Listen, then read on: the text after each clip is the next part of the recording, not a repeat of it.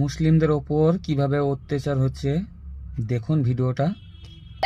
দেখুন, ভালো করে দেখুন কিভাবে অত্যাচার হচ্ছে।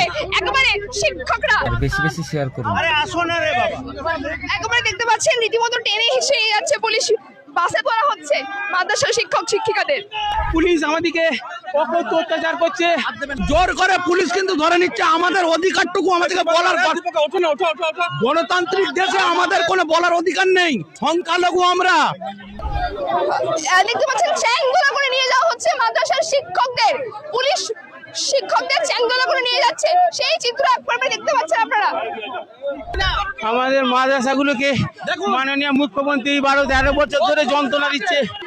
কোনো ছাত্রছাত্রীদের মিড ডে মিল, পোশাক, জুতো কিছু নেই।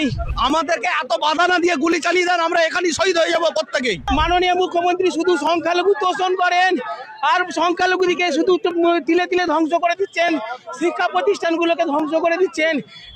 মুখ্যমন্ত্রী আরে মুখ্যমন্ত্রী চাই সংখ্যালঘু সমাজ বোম বাঁধুক, আমরা চাই সংখ্যালঘু সমাজ বই খেতে তুলে নিক।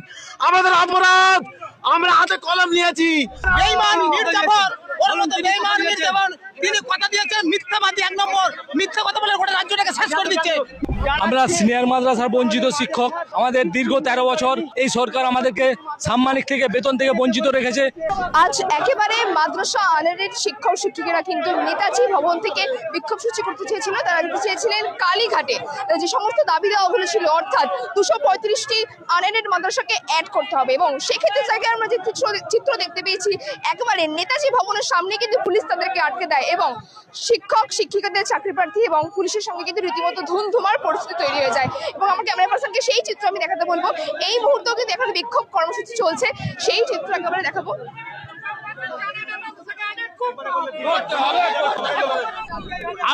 জোর করে পুলিশ কিন্তু ধরে নিচ্ছে। আমাদের অধিকারটুকু আমাদেরকে বলার, গণতান্ত্রিক দেশে আমাদের কোনো বলার অধিকার নেই।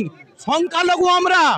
মুখ্যমন্ত্রী এদিকে শুধু সংখ্যালঘুদের জন্য 100% সবকিছু করে দিয়েছি। দেখুন দেখুন মুখ্যমন্ত্রীর পুলিশ দেখুন জোর করে গাড়িতে তুলছে। দেখুন আপনারা সব মিডিয়া একটু কভারেজ করুন। শিক্ষকরা কি এখন রাস্তায় ভাবে মারধর খাবে? হ্যাঁ, এইভাবেই তো খেয়েই আসছি আজ 12টা বছর ধরে। আমরা পরেও যদি বঞ্চিত আছি, এখনো 1 টাকাও দেয়নি। আমরা পাচ্ছি না বঞ্চিত শিক্ষক। আমাদের জন্য কি করবে আমরা এখনো জানি না। আমাদের মাদ্রাসাগুলোকে মাননীয় মুখ্যমন্ত্রী 12-13 বছর ধরে যন্ত্রণা দিচ্ছে। কোনো ছাত্রছাত্রীদের মিড ডে মিল, পোশাক, জুতো কিছু নেই। আমাদের শিক্ষকদের সাম্মানিক ও ন্যূনতম